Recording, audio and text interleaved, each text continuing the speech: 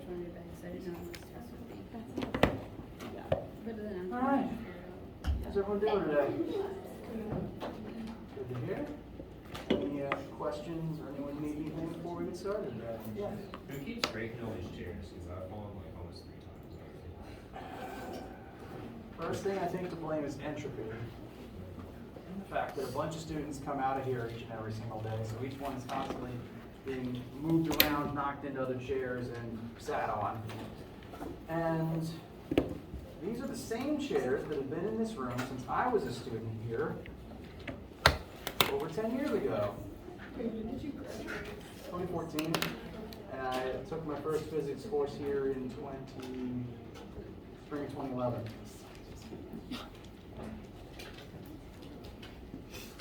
So, yeah, I'm gonna go with time as the biggest issue. Because like all my wheels are a little.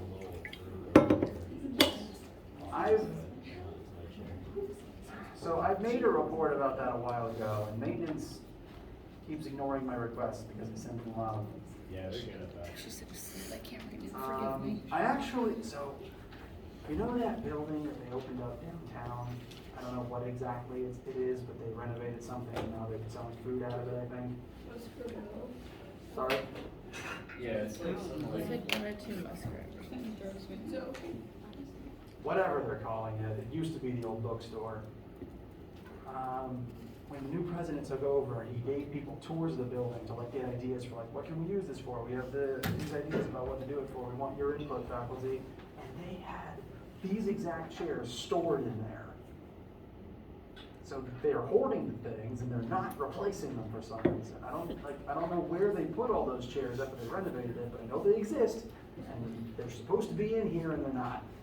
You should have just taken The trouble is, I don't know if they're still in there. I don't know if they have the keys to that building or a truck to get the things. So sign your petitions now and storm the office. I'll lead the charge. I have a sword. Any other questions? That was a valid criticism. Thank you. What's the homework? Is it Friday or Monday? That's one of the things I wanted to talk about. I don't know why, but when I talk about dates, I always want the calendar behind me. This is today, Wednesday the 14th. Chapter 4 always takes longer than I first think it does, because there's a lot of different types of forces, and I want to go over each one at a time to make sure that they all make sense before we move on. As a result, Chapter 4 always takes usually more than a week, usually closer to 2 weeks. And I'm remembering that this year rather than realizing it at the end of this week. So what I'm going to do is the Chapter 3 homework and quiz are going to be due on Monday. I usually put these things on Mondays, so that's going there. It's currently slated for midnight on this coming Friday, but again, I'm moving it. It's going to be Monday. And the Chapter 4 assignments, which you can already open up and look at, even if you're not done with 3, I do encourage you to open 4 and look at it to get an idea of what's in there. Those will be on the 26th. Questions? So the 19th and the 26th. Yes. We'll do.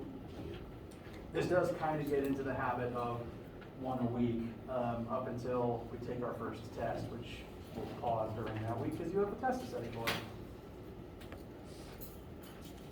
Do you have a date in mind for our first exam? So this week and next week will be 4, week after that will be 5. I originally said first week of October. It'll either be first or second week of October.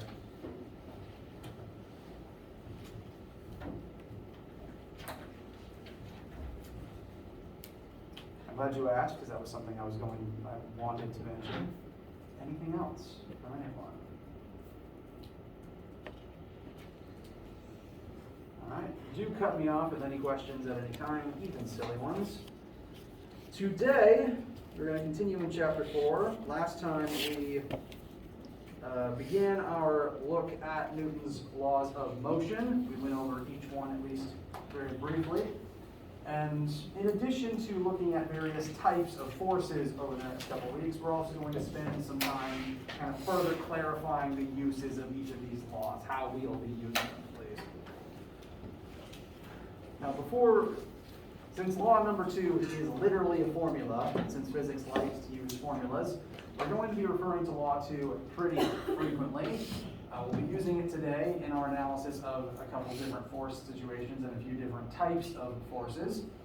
As a reminder, it says that the net force on an object is equal to the mass of that object times the object's resulting acceleration. Before we start applying it, I would like to get a few more notes about force itself covered for you.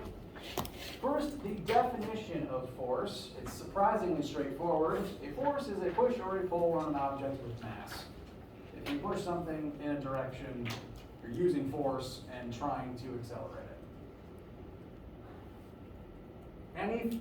Any push or pull, regardless of where it comes from, what it's acting on, it counts as a type of force, and there's lots of different kinds that we'll spend the whole semester analyzing and utilizing.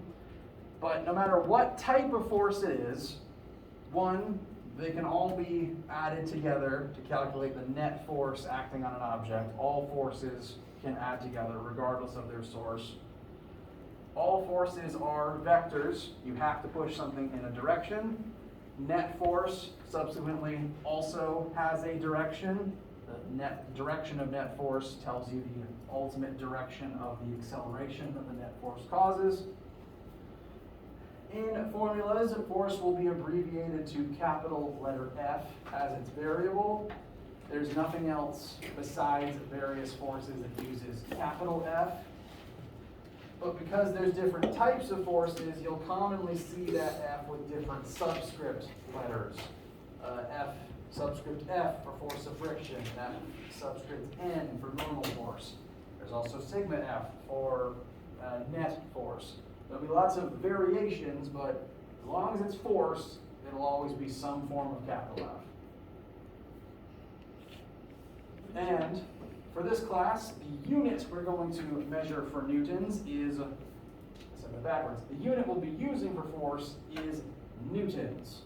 The metric unit for force is newtons, named after Isaac himself. The short form of Newton is N. And the definition of 1 Newton equals the force required to accelerate a 1 kilogram object at a rate of 1 meter per second squared.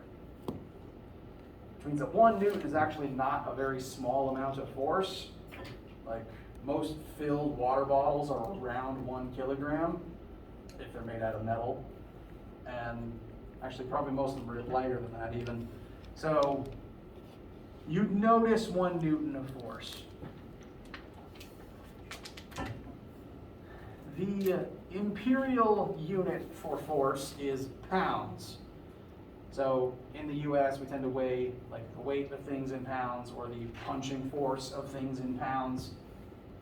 Pounds and newtons measure the same thing. You can measure weight in newtons. You can measure punching force output in newtons. You can measure the ability of an engine to do tasks in force in newtons. And just for your own sense of scale, 1 pound is equal to about 4.4 newtons. So if you take your weight, multiply it by about 4.4, you get your weight in newtons instead of pounds. So newtons is like moving weight. Well, weight is a force. Weight is a force. It's specifically force of gravity. And since it's a force, you can measure it in newtons. Did that help? Okay. But you can measure any force in newtons. It doesn't have to be weight. You can punch it. The force you punch with can be measured in newtons. The force you lift with can be measured in newtons. So those are the basics of the unit that we'll be applying now. The one quirk to be aware of is since 1 Newton is defined as 1 kilogram times 1 meter per second squared, that requires that any mass you put into this formula has to be in kilograms instead of grams. I believe I've mentioned that once, so this is your first practical reminder and use of that. In this class, the standard mass unit is kilograms instead of grams. Bless you. Thank you. That'll be true for every formula that uses mass in here.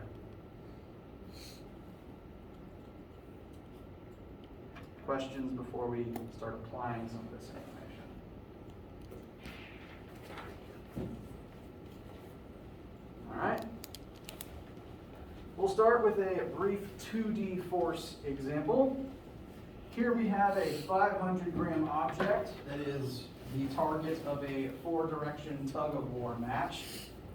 I envision this as viewed from above, so bird's eye view down, and the object is being simultaneously pulled north, south, east, and west by 4 different teams. We'll be analyzing the net force and net acceleration of this object as a result of those forces. But before we do any math, just looking at the drawing, looking at the forces present, first guess off the very top of your head, what direction do you think this thing's going to move in? Who's going to win here? Southeast, very good. Will it be more east or more south? More east. More east, very good. So yes, we will be adding the force vectors together, and we will find that the total force will point mostly east and a little bit south. So the box will drift probably in this direction, east-southeast. Good first instincts. We will now prove that mathematically. So, forces are vectors, meaning that they can be added together as long as you're careful about keeping your axes straight. First thing we're asked for, what is the component form of the total force acting on this particular object? That means we need to add the component forms of each of the composite vectors together. So, starting from X and working around the unit circle, first is the 250 newtons to the right force. I'm going to list that as 250, 0. It has no y component, which is convenient. Next, going counterclockwise, we have 100 newtons up. From there, we've got 200 newtons in the negative x direction. Do note that if 250 is positive, this one needs to be negative. You could switch those, but this is the orientation I'm using. And lastly, we have 125 newtons down.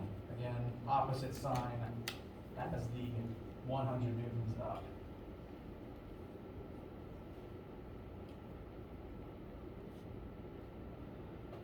And we just want to add all the x's together and all the y's together. That should give us a total answer of 50 newtons in the x direction and 200, sorry, I misspoke. 20. Thank you. I have this thing where I can read the numbers just fine. The issue is when I try saying them out loud. People will ask me what time it is, and the clock will say 5:30, and I'll say 7:30 for no clear reason. I think there's a word for that, but I keep forgetting what it is. Yeah, but it's like verbal dyslexia. The issue isn't my reading, it's what my tongue does. I think it's echolalia is just when you say things repeatedly, so I think it's something else. Word vomit. Word vomit, that's fair. Okay, so 50 comma negative 25. I got it that time. Unit of newtons, and that's a completely satisfactory way to write the answer in component form. Yes? Since the 500, oh wait, that's just going to be your, what's it called when it's 0, 0? Say again? What's it called when it's 0, 0? Origin. Yeah, so the 50 or 500 grams is going to be your origin. Well, the 500 grams is the mass of the box, Yes. which is a different metric to force. But like, since it's going out from that box, that's kind of. Well, I suppose the better way, spatially you're correct. The origin would go where I put 500 grams. The 500 grams itself, that number is not the origin. That just describes the mass of this object that happens to be sitting at the origin. Does that help? Okay. All right, any questions about this component number? Okay. Now, all I asked for is the component form, which means we can leave it that way, but if we were asked to,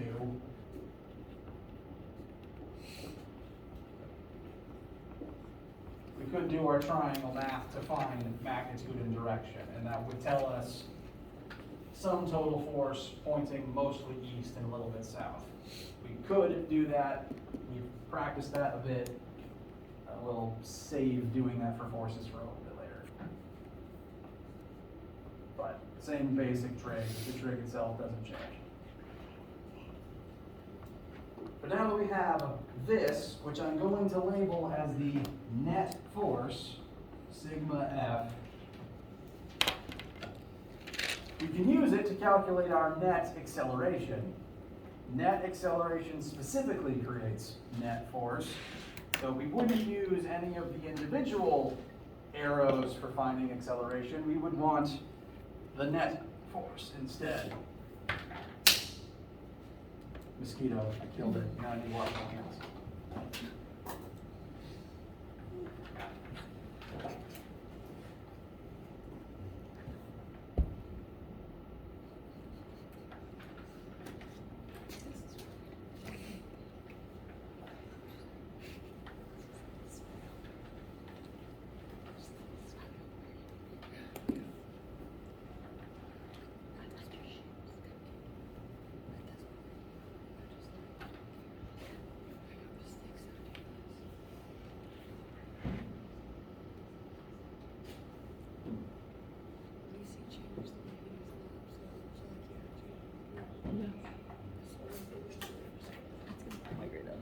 I just really don't like mosquitoes.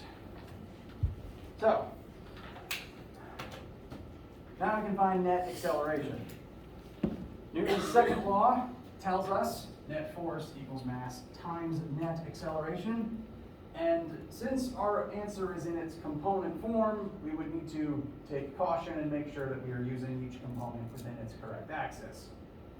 The x component of the net force would tell us the x acceleration. The y component of the net force would tell us the y acceleration.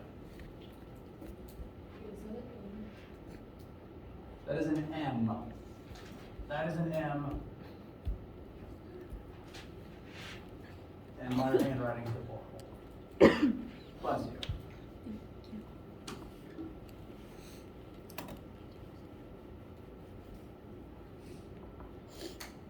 Now, you don't have to do it exactly the same way, but since we have two separate components, I tend to just list the formula twice and do it once for each axis.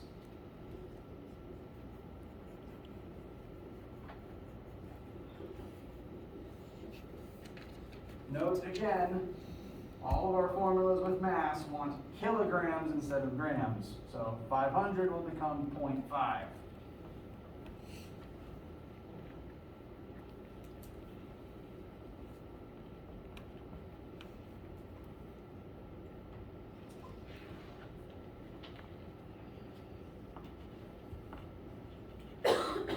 Bless you.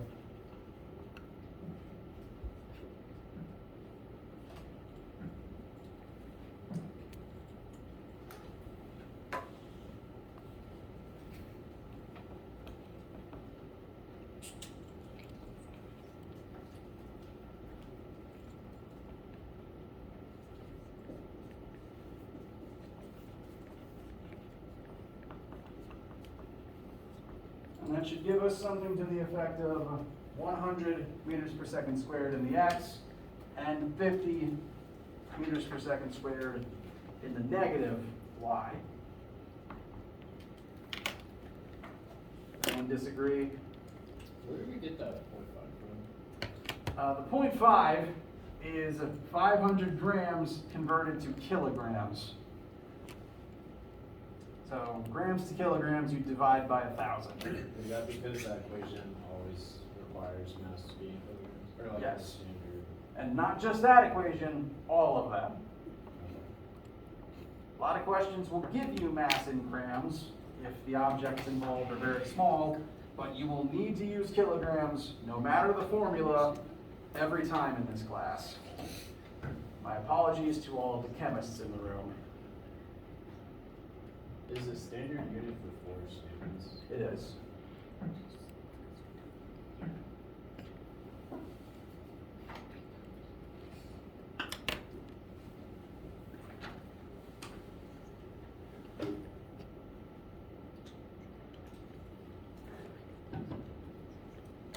Questions, comments, concerns, etc.? Yes. So, to always, not always, but you have to do the component form to find the total acceleration. Well,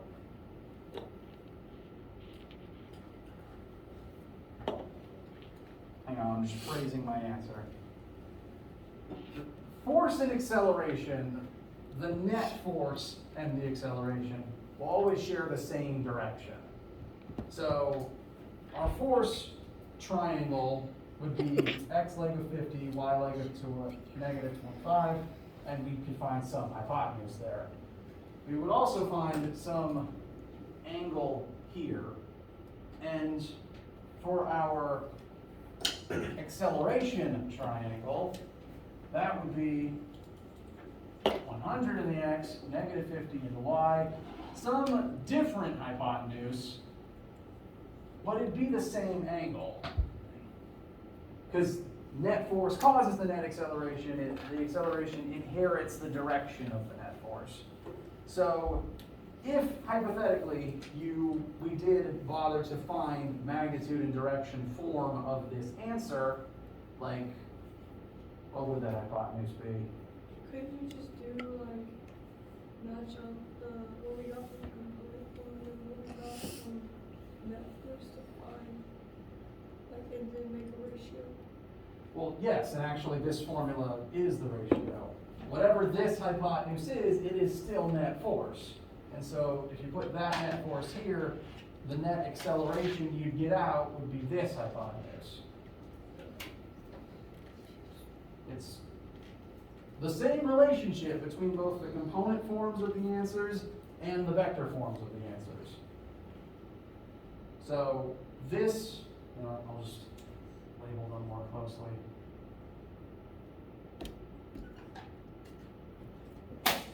This vector magnitude and direction is the same. You could put that F number here, and the A it would give you would be the component and direction answer of A.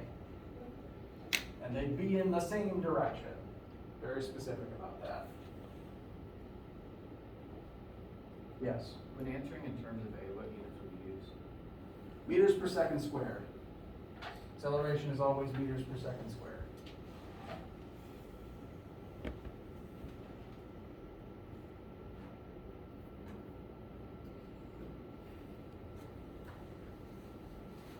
How does this one feel?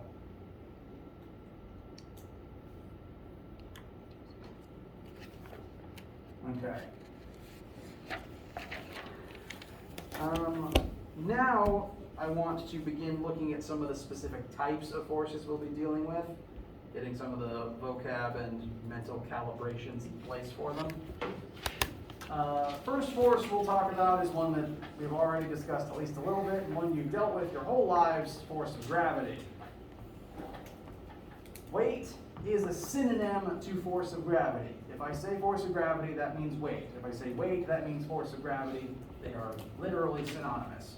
Gravitational force on planet Earth refers to, if this is our sample object, the weight the force that the gravitational field of Earth exerts on that object to pull it towards Earth's center of mass. Every object with mass has weight, and on planet Earth, the way that we calculate the weight of an object I'm going to erase a little bit of my work here. Actually, I'm going to erase all my work because we're going to do another example in a minute.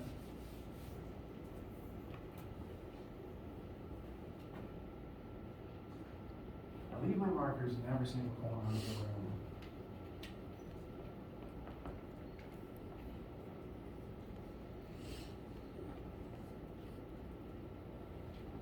On Earth's surface, the way that we calculate the weight of an object is with a slightly modified version of Newton's second law. You can consider Newton's second law to be the generalized form of our main force equation. This is a specialized form of that equation.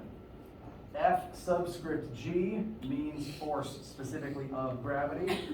So Fg equals the mass of an object in kilograms times lowercase g. That is the constant for acceleration of gravity on Earth's surface, which is always negative 9.8 meters per second squared. That number refers to the rate at which objects fall because of gravity on Earth, and that number can be used to calculate the weight of an object on Earth. That's because the weight is the force that pulls mass down at that acceleration.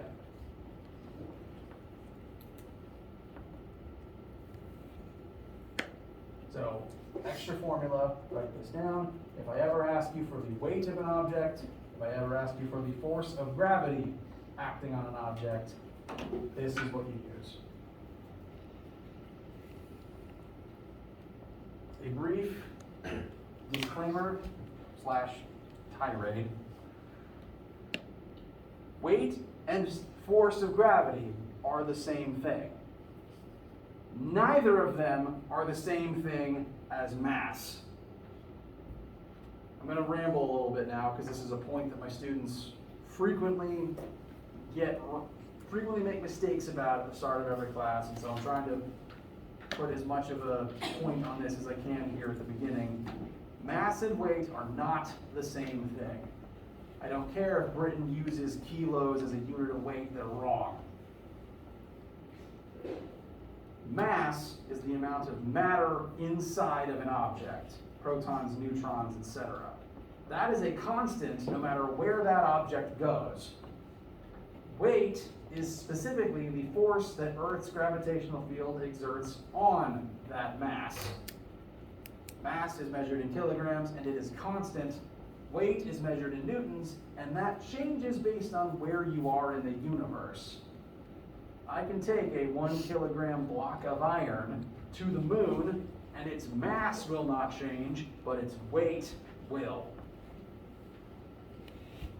Weight, mass, not the same thing. There is no equal sign between them. Quite literally, we have a formula where we take mass and modify it to turn it into weight. Again, I'm rambling here. It's a point that I get a little upset about when my students make a mistake on it, so I'm just trying to make the point now. If I write a test question that says, how do you calculate weight, and you write mass, it is wrong. And I will mark it wrong, and I will be upset. Well, I'm tired of this particular thing happening. Can you tell? Okay, tirade over. Sorry. So, weight is the force of gravity, and in every question that we do in this class that takes place on planet Earth, you can assume force of gravity is present.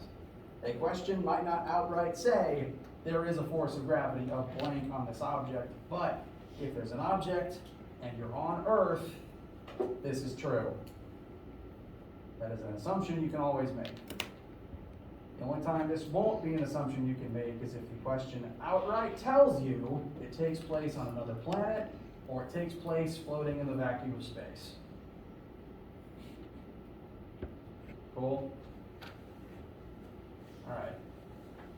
So the negative 9.8 is a constant you always have access to. The presence of the force of gravity is a concept you always have access to.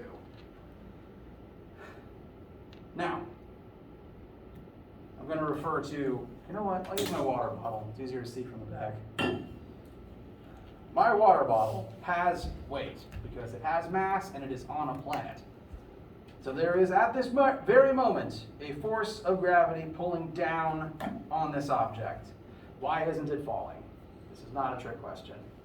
Because nothing's pushing it. Because nothing's pushing it? Yeah, it's just standing. It is standing here. Because the force of the table is pushing it back up. Very good. The earth is pulling down on it all the time. The earth is pulling down on you in your seats as we speak. You don't stop weighing something just because you're sitting down. So there is a force of gravity here. Normally it'd be falling, and I'd be sad because I like this water bottle. But there is instead a table under it, and that table pushes up and opposes that force of gravity. That oppositional force happening from the table is normal force. That is the academic label for the type of force that is. Now, normal force is again one of those concepts you've definitely interacted with even if you've never named it.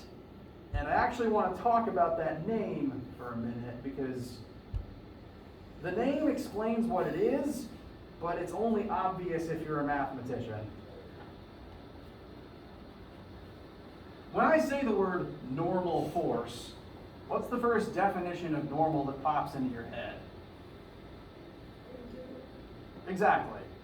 Totally common assumption, and even as a student, that's what I thought it meant for a good chunk of my first semester as a physicist. But that's not the definition of normal it's referring to here. For reasons that even I, a part-time mathematician, no, I'm a full-time mathematician, you need to be a mathematician in physics. For reasons even I don't fully understand,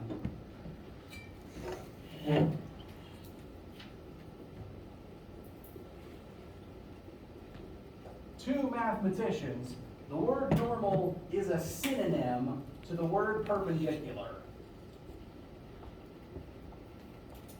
They are both also synonyms to the word orthogonal, if anyone has ever said that word to you before.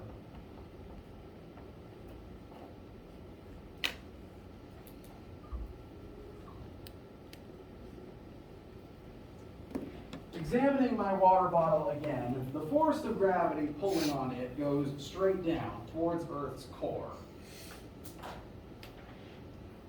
The surface it's sitting on is horizontal, as level as an architect can make it. That means that surface is perpendicular to the force pushing into it. All surfaces, all objects, as a result of Newton's third law, back up to that slide, for every action force, there is an equal and opposite reaction force. Water bottle presses down into table. Therefore, as a reaction, the table will push up on the water bottle in the opposite direction.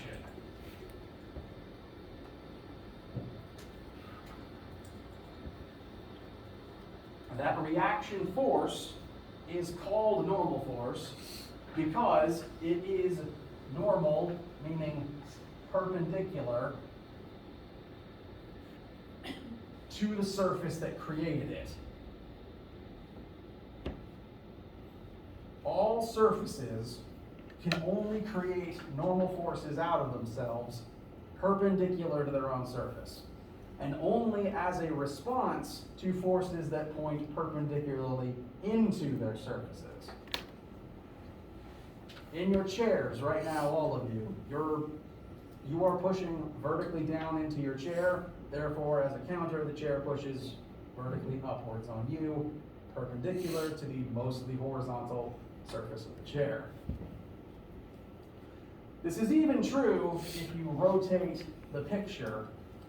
If I lean against this wall, the wall is vertical, and the force I exert into it is horizontal. those are still perpendicular to each other, so the wall will exert a perpendicular horizontal force back out on me, hence I don't fall through the wall. So will that force always be equal to whatever the force is pushing it? The normal force will always be equal to the force being pushed into the surface. And very, very often, that means it will be equal and opposite to the force of gravity. If an object is sitting still on a flat surface, so water bottle, laptop, you in your chairs, me standing up on the floor, if an object is not moving, not accelerating, if it's in equilibrium, that implies if the surface is flat, that the normal force up and the force of gravity down are equal and opposite and they counteract each other. That only works on flat surfaces. There will be some examples in the coming weeks that involve not flat surfaces, and I will explain the complexities of those later. For right now, flat surface, not moving, gravity down is equal and opposite to normal force up. 90% of the time.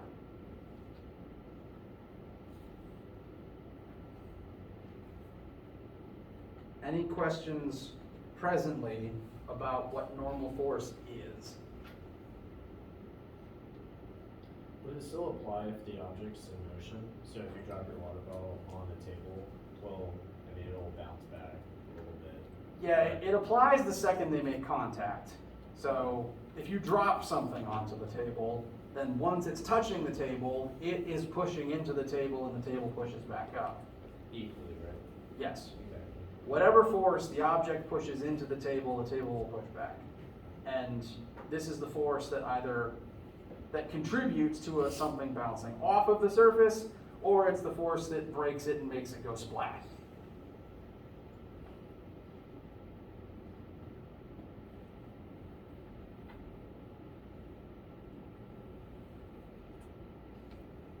Feel good right now? All right. Let's apply this information very briefly to a mostly concept-driven question. Let us examine the stationary nature of a 100 kilogram box that is sitting perfectly still, not accelerating on the surface of a table.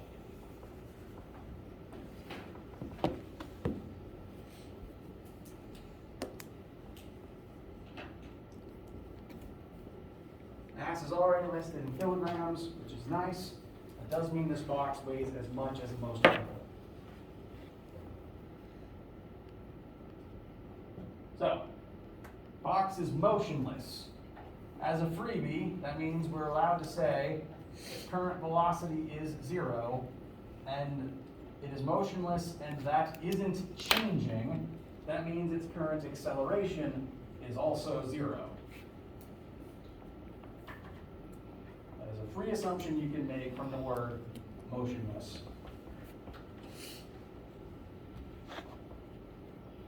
Based on those assumptions thus far, what is the net force currently acting on this box? Gravity is acting on this box, but is it falling? No, there is some other force present holding it up. And whatever that force is, they must be adding together to create a net force of 0. If you are not accelerating, then there is no net force. And to just demonstrate this using the formulas, Newton's second law, net force equals mass times acceleration. Doesn't matter what mass is, if your acceleration is 0, net force is 0. Now, that's just net force being 0. There are still forces here that aren't 0. Whatever they are, they just add up to 0. And since they add up to 0, net force of 0 creates a net acceleration of 0, The box is in equilibrium and it goes nowhere.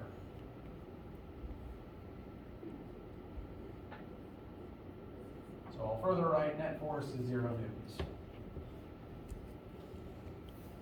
Next question.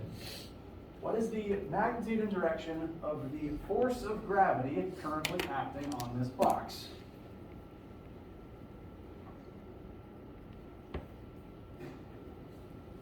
Well, the direction will be downwards, and the magnitude would be the weight of the box. Very good. Magnitude will be the weight of the box, direction will be down, and we can use this modified version of Newton's second law in order to find that weight.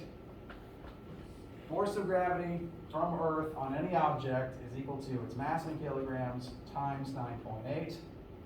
So 100 kilos, it's already in that form, we don't have to do anything to it, times negative 9.8 for G. Negative just means vertically down. Will give us a gravitational force of 980 newtons downward. So it does have a weight.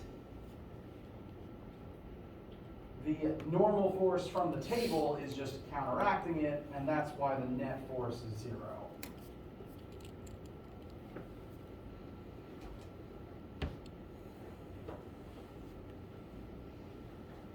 Negative, again, referring to down. Sometimes I overcompensate and put arrows on my answer just in case. This is supposed to be an arrow. I don't know why there's that extra line there. So good so far? All right. Last question. What would the magnitude and direction of the normal force from the table on this box be in this situation? Positive 980 upwards. Very good. I will demonstrate that mathematically.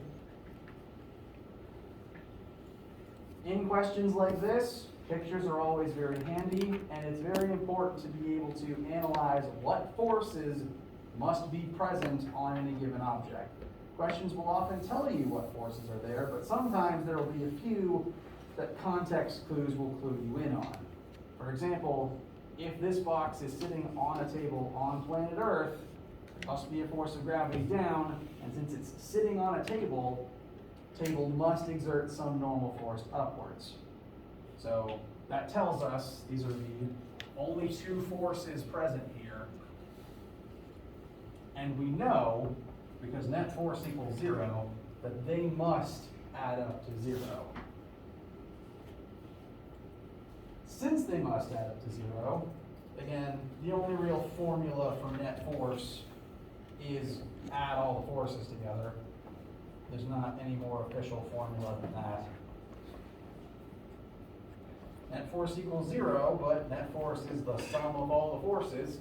These are the two forces, so they must add together to create the net force. Net force is 0. Fg is negative 980. Fn would have to be positive 980 for that to be true. So would you have to do the last equation, or could you just take the net force and subtract it from Yes, you could skip to that step logically in your head. I'm just in the habit of showing the math for why you can make that assumption. So this would give us, in the end, a normal force.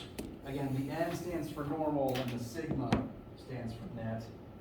Force normal would have to be 980 upwards, counteract that weight, and guarantee the net force of 0. That balancing act there is an assumption you can safely make anytime an object is sitting still on a flat surface. Or alternatively, moving side to side on a flat surface. As long as it's not accelerating vertically and it's on a surface, normal force and gravity will usually be equal and opposite. Questions? Okay. Before we break, there's a point I want to make. And the information on this slide is just to illustrate that point. You know what, I'm actually going to even ignore those numbers. I'm instead just going to paint a picture for you. Let's say you're standing on a bathroom scale. Or even better, let's say you're at the grocery store and you've put vegetables in one of those little hanging trays to, see how much pounds of vegetables it is. You still have those things, right? All right, so the hanging scale loaded up a bunch of kiwi or something, and it tells you the weight of those objects. But there's nothing stopping you or a child from taking that scale and pulling down on it. You might have done that at some point, I know I did. Now, does that scale, the number that scale reads, would it actually still be the weight of the object? No. Simultaneously, if you push upwards on the scale, would that be the weight of the object? No. Now, the way that scale works is it doesn't just magically know, oh, this object inserted into the basket must have a weight of blank. No, what that scale does is it measures the normal force its own mechanisms have to exert in order to balance whatever force is being applied to it.